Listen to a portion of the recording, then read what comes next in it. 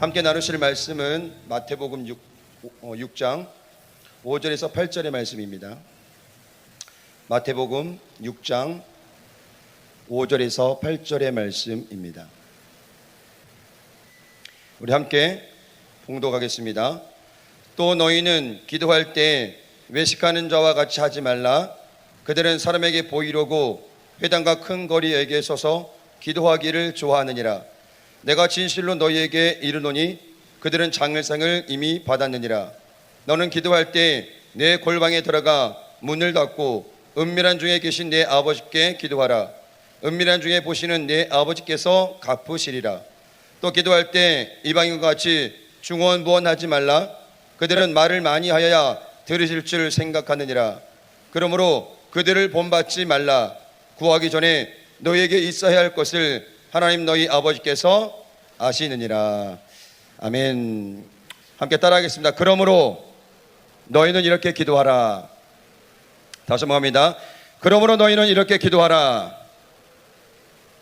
오늘 이 주제로 함께 말씀을 나누길 원합니다. 자, 신앙생활을 견고하게 세워나가는 두 가지 키워드가 있습니다. 그것은 말씀과 기도입니다. 이 말씀과 기도는 동전의 앞뒷면처럼 함께 가야 됩니다.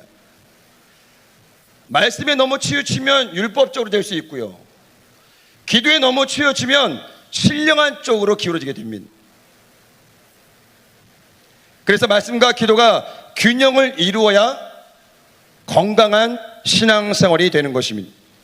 그런데 이 기도 생활이 그리 쉽지는 않다라는 것이죠. 실제로 설문조사에 그리스도인들이 하루 평균 얼마나 기도하느냐, 그 결과가 평균 30분을 넘어가지 못한다고 합니다. 물론 2시간, 3시간, 7시간도 기도하는 분들이 계시죠. 평균적으로 따져보면 30분을 넘어가지 못한다는 것이죠. 더 중요한 것은 무엇이냐? 기도의 시간보다 더 중요한 것은 내용인데, 대부분의 자기의 인생의 문제만을 놓고 주님을 찾는다는 거예요. 더욱이 코로나19가 길어지면서 경제적인 어려움에 빠지거나 학업과 실직과 취업, 질병으로 힘들어하는 가정과 개인에게는 나라와 민족보다 개인의 문제를 해결받기 위해서 더 간절한 마음 가지고 기도한다는 것이죠. 이것은 아주 자연스러운 것입니다. 그러나 우리가 기도하면서 놓치지 말아야 할 것은 무엇이냐? 개인의 문제 해결을 넘어서 그 기도를 통해서 하나님의 마음을 알아가는 거예요. 그러나 대부분 개인의 문제가 해결되면 세상 말로 입을 싹 닦아버립니다. 10명의 나병 환자가 치료를 받았지만 9명이 어디론가 사라진 것처럼 문제 해결에만 급급한 인간의 이기적인 모습이 바로 이러한 모습이라는 것입니다. 그래서 무엇보다 중요한 것은 왜 우리는 기도해야 하는가? 두 번째는 하나님 마음에 합한 기도란 무엇인가에 대한 정리가 필요한 것입니다. 이 두 가지가 정리되면 우리 개인의 문제를 위한 기도가 아니라 하나님과의 영적인 호흡, 그리고 우리의 영이 살게 되는 기도를 하게 된다는 것입니다. 더 나아가 기도 응답의 결과와 상관없이 우리는 여전히 주님을 신뢰하면서 나아갈 수 있다는 것입니다. 우리는 기도를 정리할 때 영적인 호흡이다 라고 이야기를 합니다. 여러분 중에서 호흡을 멈춘 채 2분이나 3분, 4분, 5분을 넘어갈 사람은 없을 것입니다. 우리의 생명을 유지하는 것이 호흡이라면 우리의 영혼을 살리는 것은 바로 영적인 호흡인 기도라는 것입니다.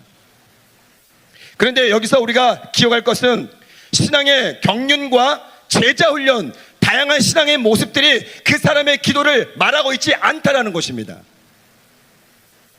저는 사역을 하는 동안에 세 부류의 사람을 보게 되었습니다. 첫째는 기도와 삶이 일치로 이루는 사람. 둘째는 기도는 하고 있지만 기도와 삶이 완전히 다른 사람. 세 번째는 기도는 하고 있지만 아주 짧은 기도로 그 짧은 기도마저도 식사 기도로 하루를 살아가는 사람이 있다라는 것입니다. 그리고 나는 신앙생활을 하고 있다, 기도 생활을 하고 있다 라고 자부하는 사람들이 많다라는 것입니다. 여기서 두 번째 사람의 문제예요. 기도는 한다고 하지만 삶을 뒤돌아보니까 기도와 삶이 완전히 다른 사람이에요. 혹시 우리가 그렇게 살지 않습니까?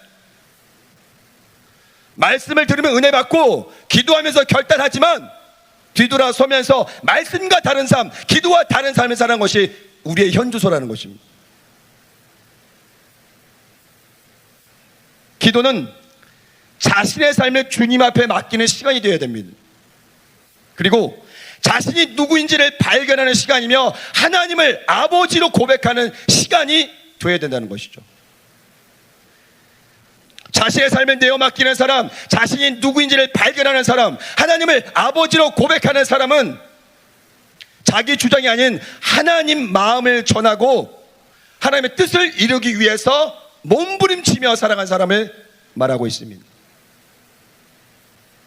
그런데 안타까운 것은 기도하면서도 여전히 자기 주장만 내세우는 사람들이 있다는 것이죠. 더 안타까운 것은 그런 자신의 모습을 모르고 여전히 자신이 옳다 주장하면서 주변을 힘들게 하는 사람들이 있다는 것이죠. 여러분 오늘 기억하시기 바랍니다. 기도보다 절대 앞서지 마시기 바랍니다. 또한 기도했다면 기도한 대로 살아가면서 그 삶에서 열매를 맺어야 한다는 것이죠. 예수님은 공생의 사역을 하시는 동안에 먼저 기도하시면서 많은 사람들을 찾아가셨고 그들의 이야기를 들어주셨고 하나님의 뜻을 이루어 가셨습니다. 강대상에서 설교자가 설교와 삶이 다를 때 많은 성도들이 안타까우면서 기도합니다. 우리 목사님 제발 설교하고 삶이 일치가 되게 해달라고. 기도하는 사람도 마찬가지예요. 시간이 중요한 것이 아닙니다. 그 기도대로, 그 고백대로, 그 결단대로 내가 삶에서 살아낼 수 있다면 하루 단 1분을 기도할지라도 그 1분의 기도가 삶과 연결이 될 수 있다면 10시간을 기도하고 자기 마음대로 사는 사람보다 훨씬 낫다라는 거죠. 마태복음 7장 20절을 말씀합니다. 이러므로 그들의 열매로 그들을 알리라. 만약 우리가 신앙생활을 열심히 한다고 하지만 이것이 형식이만 머문 채 기도의 모습과 삶이 다르고 더욱이 열매가 맺지 않는 삶을 살아간다면 마태복음 7장 21절에 말씀하는 주여 주여 그렇게 입술만 외치는 사람이 될 수 있다는 것입니다.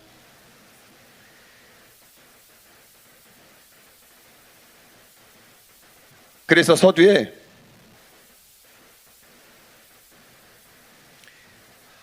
왜 우리는 기도해야 하는가에 대한 정리는 자신의 삶을 주님 앞에 내어 맡기며 자신이 누구인지를 발견하고 하나님을 아버지로 고백하기 위해서 기도해야 하는 것입니다. 그게 기도의 이유가 되어야 된다는 것입니다. 기도는 인생의 문제를 해결하는 수단이 아니라 하나님과의 교제이며 소통하는 시간이기에 의무가 아니라 기쁨이 되어야 한다라는 것입니다. 그렇다면 더 나아가 하나님 마음에 합한 기도란 무엇일까요? 오늘 본문은 산상수훈이 있는 5장과 7장 사이에 주님이 가르쳐 주신 주기도문이 있는 6장입니다. 이것은 우리의 삶의 중심을 이루는 것이 그 무엇보다 기도가 되어야 한다는 가르침입니다. 한평생 인생을 살아가면서 무엇이 삶의 중심을 이루고 있느냐, 이것은 너무나 중요합니다. 이것이 인생의 가치관이 되기 때문입니다. 사도 바울은 다메섹 도상에서 주님을 만나고 나서 그의 인생의 중심, 그의 인생의 가치관이 오직 예수 그리스도임을 말하고 있습니다. 그래서 사도 바울이 사도행전 20장 24절에 고백한 것은 감정적으로 순간적으로 나온 고백이 아니라 죽음을 향해 달려가는 죽음의 여정 가운데 주님께 올려드린 찐 신앙 고백입니다.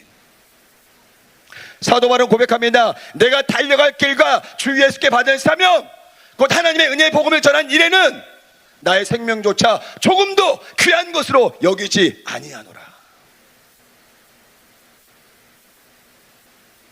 여러분들에게 신앙 고백은 무엇입니까? 내가 주님 앞에서 신앙생활 하면서, 기도생활 하면서, 봉사자로, 헌신자로, 청년으로 살아가면서 정말 사도 바울처럼 나는 과연 주님 앞에 어떠한 고백으로 살아가고 있는지를 우리 스스로에게 질문을 던져봐야 됩니다.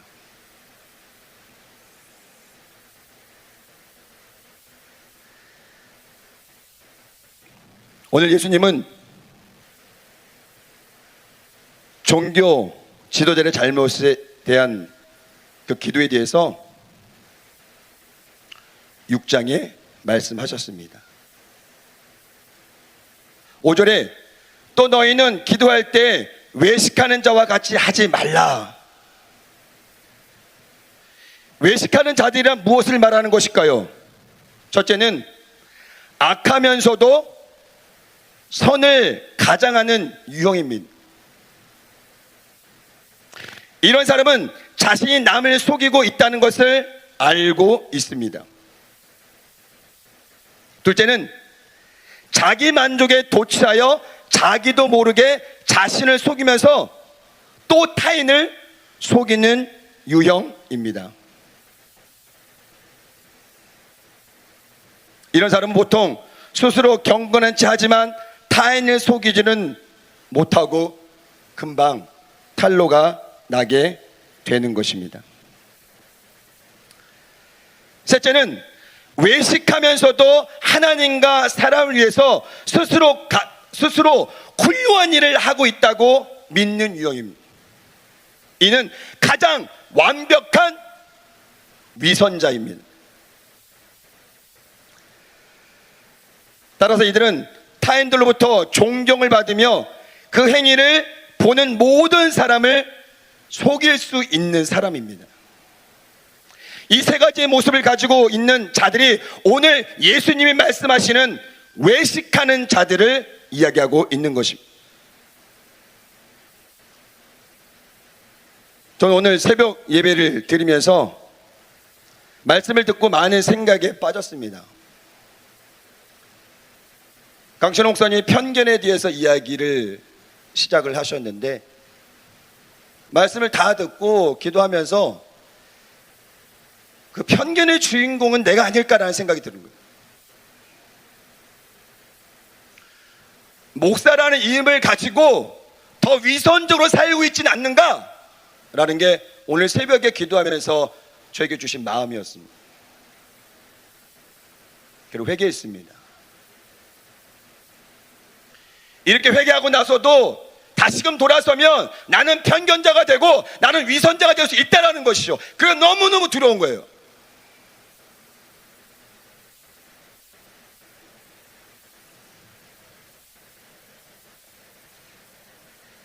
그럴듯하게 거룩해 보이고 그럴듯하게 기도하고 성도들에게는 최선을 다하라고 기도하라고 주님만 의지하라고 이야기하면서 정작은 저는 그렇게 살아가지 못하고 있는 삶을 보면서 내가 정말 위선자구나, 내가 정말 가식적인구나 라는 마음을 갖게 되었습니다. 그러면서 예전에 당회장님이 소개하셨던 책 중에 내가 왕 바리새인입니다 라는 책이 생각이 났습니다. 저자 허은석 선교사님은 23세의 부름을 받고 브라질 아마존으로 들어가십니다. 사도 바울처럼 수많은 핍박과 고난을 받았지만 복음을 증거하는 일에는 이미 목숨을 던지신 분이에요. 그러다 2010년 말기암 진단을 받으시고 주변 사람들부터 많은 손가락질을 받았습니다. 그들 향해 이렇게 고백합니다. 죽음과 투쟁하는 그 고통이 예수 그리스도를 덧입는 축복의 통로였습니다. 이러한 고백을 함께 계속적으로 복음을 전하시다가 2013년에 주님 품에 안기셨습니다. 책의 일부분입니다. 교회 다니면 복 받는 줄 알았다. 며칠씩 철야하고 금식하며 기도하는 대로 다 이루어지는 줄 알았다. 내 멋대로 생각하고 믿은 신앙의 가르침 덕분에 한국 교회는 질투와 다툼, 허영과 가식이 십자가 예수님의 자리를 대신했다. 우리는 지금껏 기도로 자신의 복과 형통을 구했고 주시지 않으면 철야하고 금식하라고 배웠다. 신앙의 옳고 그름은 기도의 분량이 아니다. 봉사하고 헌신하고 은사를 구하는 것은 하나님 영광이 아니라 나를 위한 일이다. 이러한 것들은 다 바리새인과 같은 율법주의가 낳은 잘못된 신앙의 가치관이다. 그리고 그는 결단을 촉구합니다. 내가 가짜라는 것을 들통내십시오. 그래야 하나님이 일하십니다.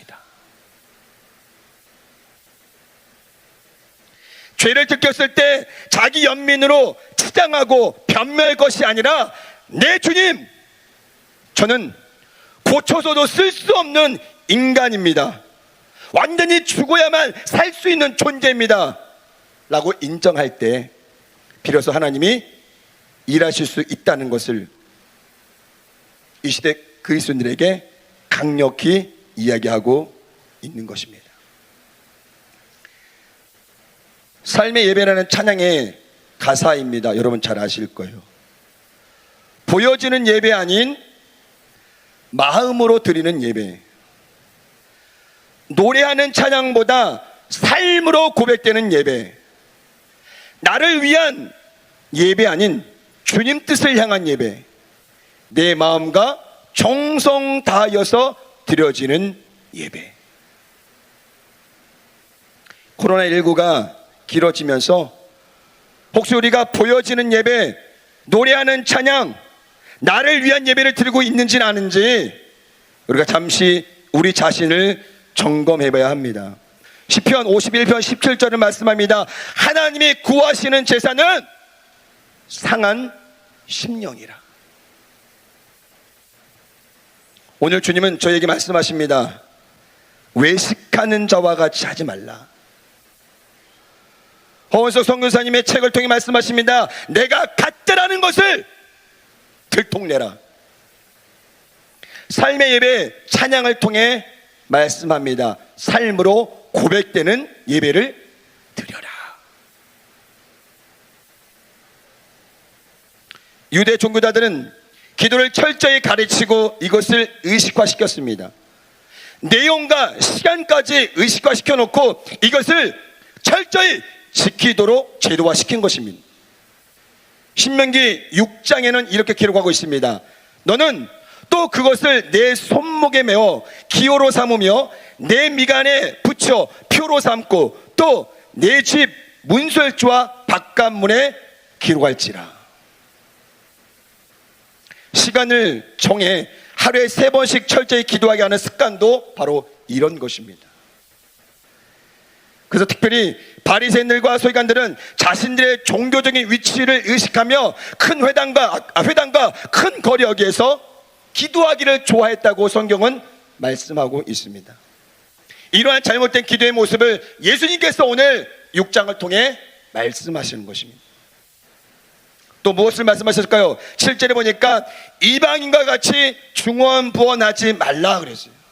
중언부언하지 말라. 중언부언의 헬라어 바타르게의 뜻은 의미 없는 말을 반복하는 것. 얼마나 시간 낭비일까요? 이것은 곧 형식에 사로잡힌 신앙의 모습인 것입니다. 7절 하반절 보니까 그들은 말을 많이 하여야 들으실 줄 생각하느니라. 저도 오늘 설교 끝나고 찬양할 그 찬양을요 계속 연속 재생해놓고 틀고 하루 종일 들었습니다. 마치 이들이 기도한 것은 무엇이냐? 그렇게 반복적으로 계속해서 7일 동안 기도하면 하나님께서 응답하실 것이다. 착각 속에 회당에서 큰 어귀에서 그렇게 형식적으로 기도했던 것입니다. 8절에 예수님 말씀하십니다. 그러므로 그들을 본받지 말라. 구하기 전에 너희에게 있어야 할 것을 하나님 너희 아버지께서 아신다고 주님께서 말씀하셨습니다. 그리고 9절에 말씀하십니다. 그러므로 너희는 이렇게 기도하라. 그리고 주기도문을 제자들에게 가르쳐 주신 것입니다. 그 첫 번째 고백이 뭐죠? 하늘에 계신 우리 아버지요.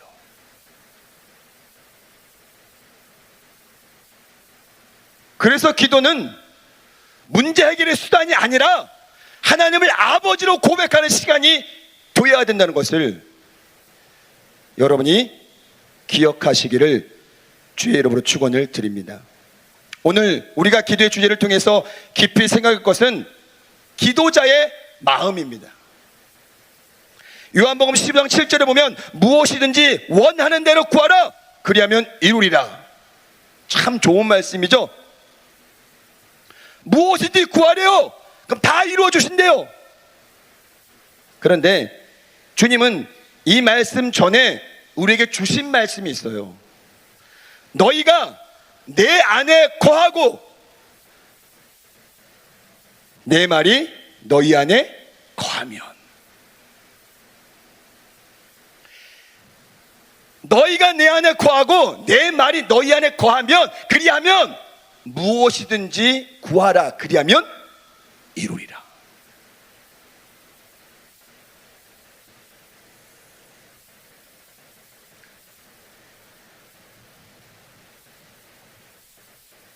모두가 신앙생활하고 제자훈련도 받고 선교훈련도 받고 양육이라는 이름 안에 열심히 달려갑니다. 그런데 중요한 것은 그 모든 신앙훈련 가운데 우리의 마음, 우리의 중심이 지금 어디 있느냐 너무 중요합니다. 많은 훈련을 받고 많은 양육을 받고 많은 말씀을 받고 많은 시간 교회 하라 하지만 우리의 마음의 중심이 주님 안에 있지 않고 세상에 있다면 아무런 의미가 없습니다. 단 1분이라도 1초라도 주님께 집중할 수 있는 그 시간이 우리에게 너무나도 필요한 것입니다. 그렇다면 주님과의 교제는 무엇일까요? 바로 예배입니다. 그리고 기도입니다.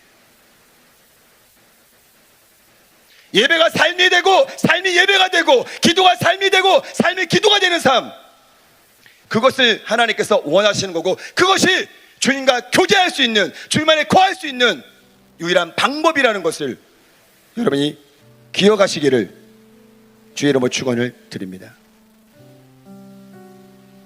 여러분 이런 고백하지 않나요? 하나님, 저는 주님 한 분이면 만족합니다. 다른 건 다 필요 없어요. 성공이요, 결혼이요, 물질이요. 여러분 이러한 고백들 수없이 많이 했을 거예요. 저도 엄청 많이 했어요. 주님만 계시면 된다고, 아무것도 필요 없다고. 근데 살다 보니까 예수님 말고도 필요한 게 너무 많아요. 예수님도 계셔야 되고 물질도 있어야 되고 성공도 있어야 되고,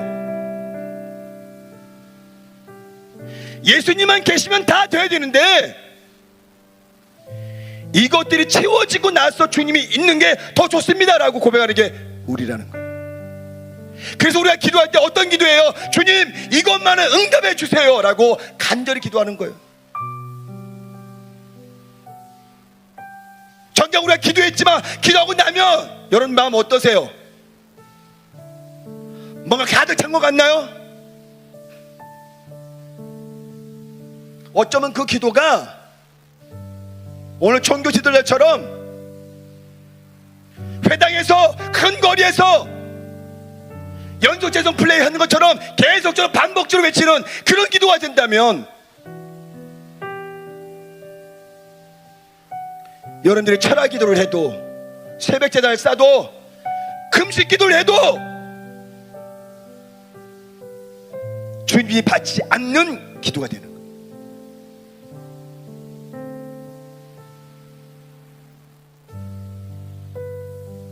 단 1분을 기도하더라도, 단 하루를 기도하더라도, 한 가지 기도님을 갖고 기도하더라도 진실한 마음으로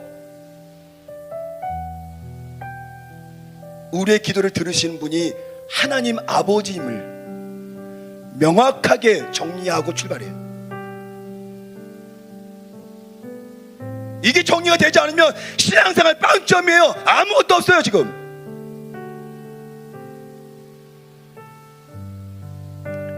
코로나 때문에 힘들죠.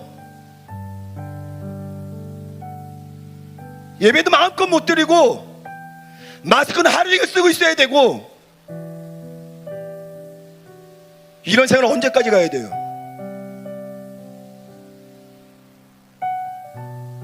그래서 자포자기하는 사람이 너무 많아졌대요. 될 대로 되라고.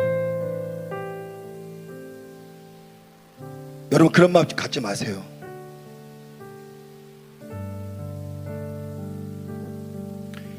이미 하나님이 우리의 마음을 다 알고 계셔요.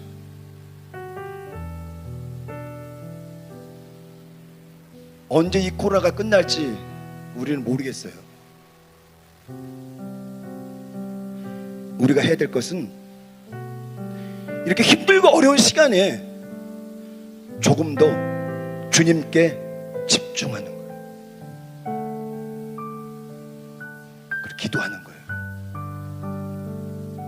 가식적인 기도가 아니고, 부요지는 기도가 아니고,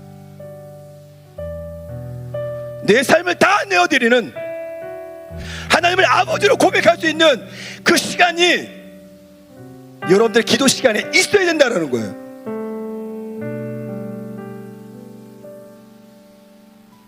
저는 오늘 그것 때문에 새벽에 많이 울었어요. 혼자.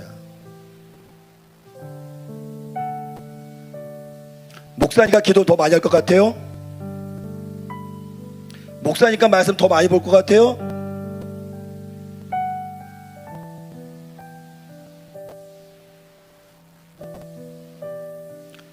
주님 앞에 섰을 때 제가 얼마나 창피할까.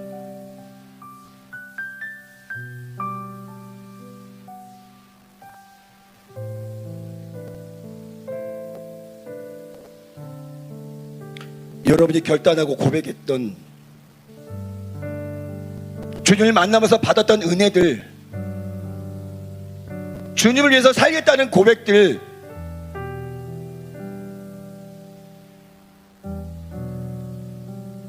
우리 사도 바울처럼 살지 못해요.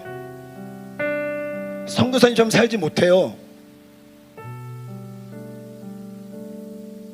그러나 적어도 나를 속이고 하나님을 속이는 그런 신앙생활은 하지 말아야 됩니다.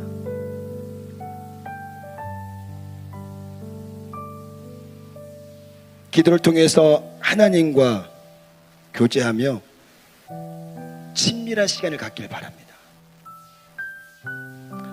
하나님을 문제 해결의 해결자로만 보지 마시고 하나님을 아버지로 부를 수 있는, 얼마나 좋아요. 아버지하고 부를 수 있는 거.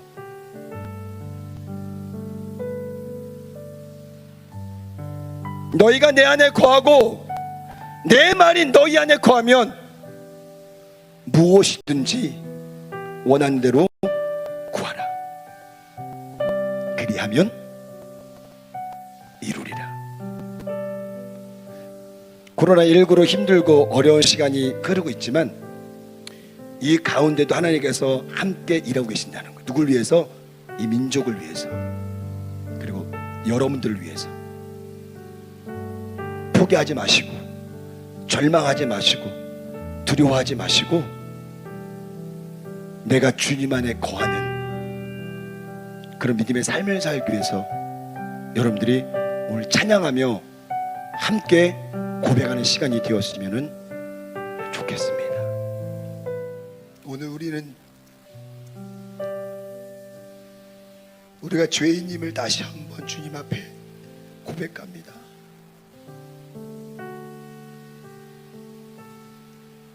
얼마나 우리가 위선이었, 얼마나 우리가 가식적으로 삶을 살아왔는지,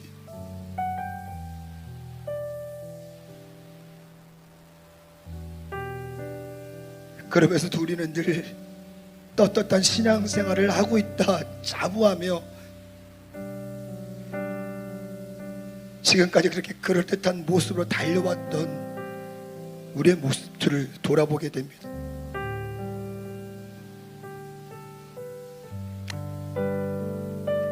늘 인생의 문제 가운데 연연하며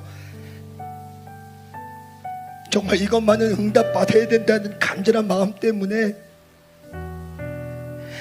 하나님과의 교제, 주님과의 만남은 뒤로 한 채 그렇게 인생의 문제만을 붙들고 왔습니다. 정말 하나님이 원하시는 것이 우리와의 교제인데, 우리와의 만남인데 우리는 그렇게 세상 것만 구하고 왔습니다.